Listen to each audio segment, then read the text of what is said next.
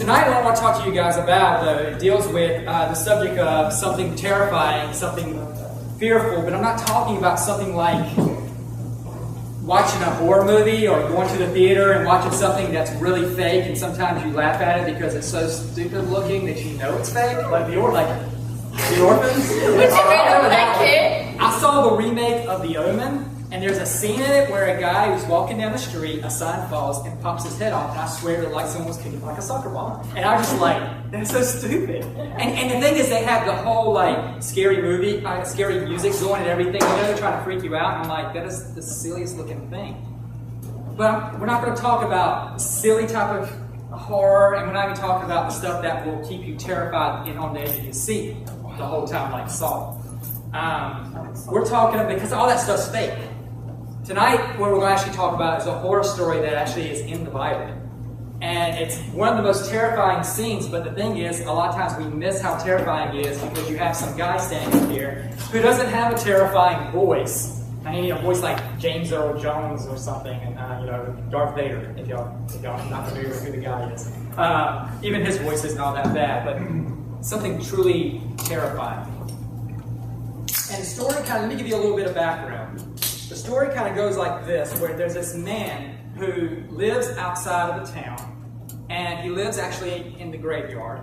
And where he lives in that graveyard is actually inside of a tomb. Now, I know in this day and age, when we think of tombs, we think of really artistic architecture, beautiful little mausoleum type thing. Well, back then, it was a cave, where they would dig out the side of the cave to put the dead. It was their final resting place. They kind of like carved out a bed for them. And I don't know if this guy just knocked the dead body off and took his sleep there, or whether he just slept on the ground. We don't know those details. But what we do know is that's where the man lived. So if you lived amongst the dead, you probably smell a lot worse than those sardines. Like my hands, I grabbed them and now my hands stink. But this man was living around decay. So we're going to hit a few levels of scariness here. We'll kind of talk about it like that. The first one is the man was wretched smelling. You probably could smell the guy if the wind was blowing from a quarter of a mile away. And I mean, because we're talking about grossness smell. If you ever, where? Gatorade, there you go. You guys ever been near like a fishing wharf? It is like where a fishing wharf is where a lot of fish are docked.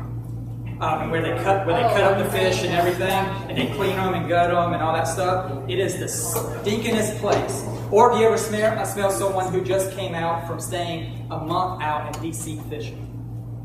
Stinking. And it's horrible smelling. They have to spend about a few hours in the bathtub in the shower trying to get that smell off.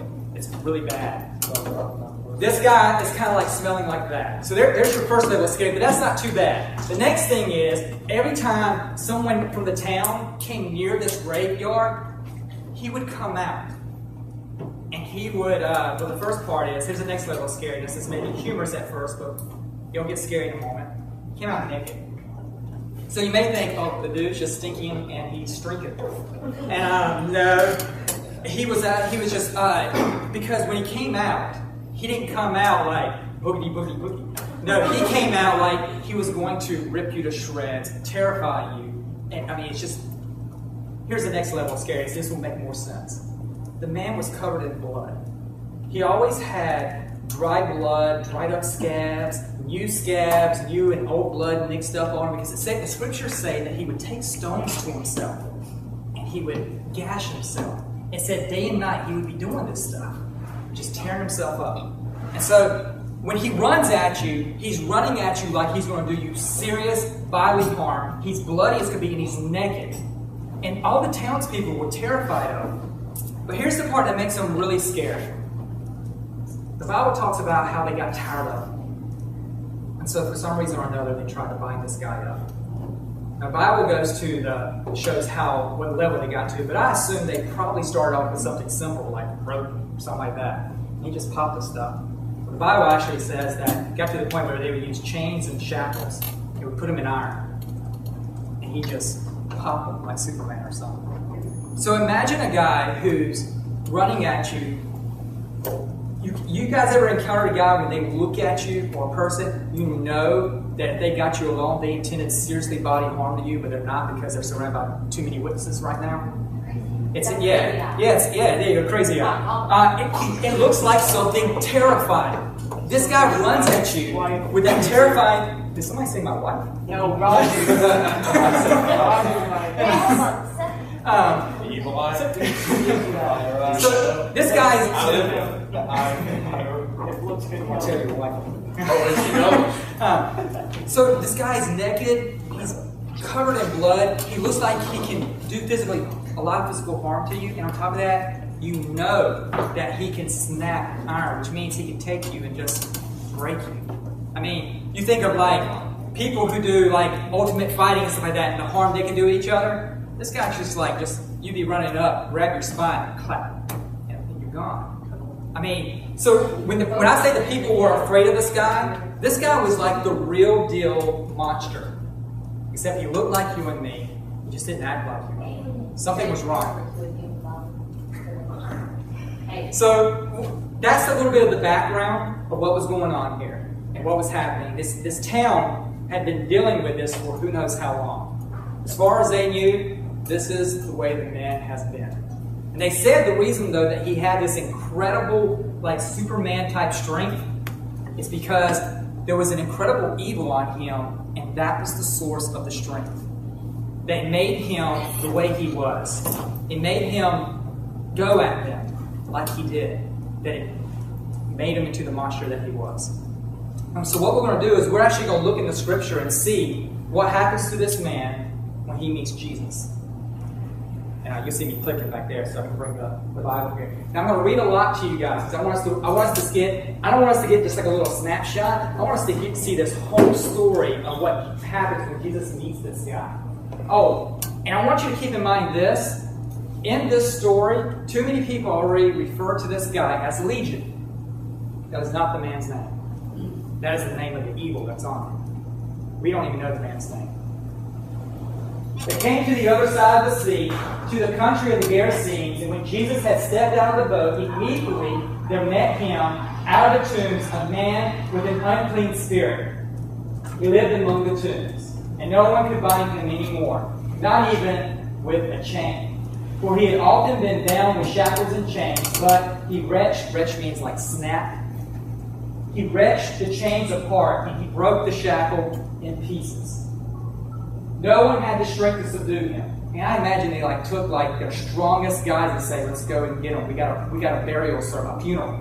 And someone needs to get buried. We got to take care of this guy. They would take their strongest guys and no one could subdue him. Night and day among the tombs and on the mountains, he was always crying out and cutting himself with stones.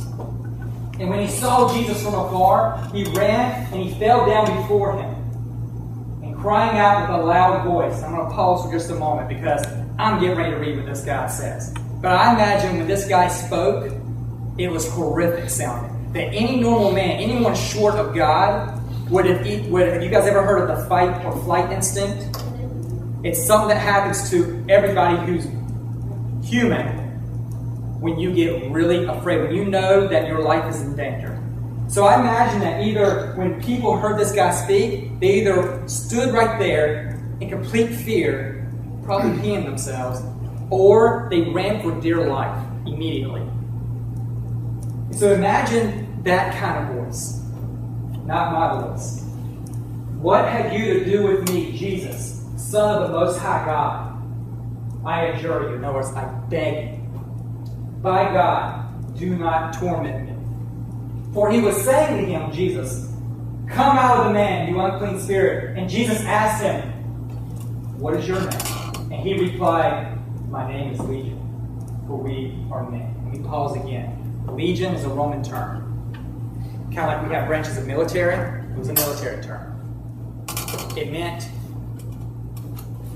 it's like having an entire army, basically. So this man was possessed by a great evil, but not one. An entire army of it. And they refer to themselves as Legion. My name is Legion, for we are many. And he begged him earnestly not to send them out of the country. In other words, the legion, the multitudes, the army began begging him, don't send us out. Now there was a great herd of pigs that was feeding there on the hillside, and they begged Jesus, saying, "Send us into the pigs. Let us enter them." So he gave them permission. And the unclean spirits came out, and they entered into the pigs, and the herd, numbering about 2,000, rushed down the steep bank into the sea, and they were drowned in the sea. Now the herdsmen, so apparently there was a bunch of guys there taking care of these pigs, and all of a sudden the pigs freaked out and jumped off a cliff into the sea. These herdsmen, they fled, they ran when they saw this.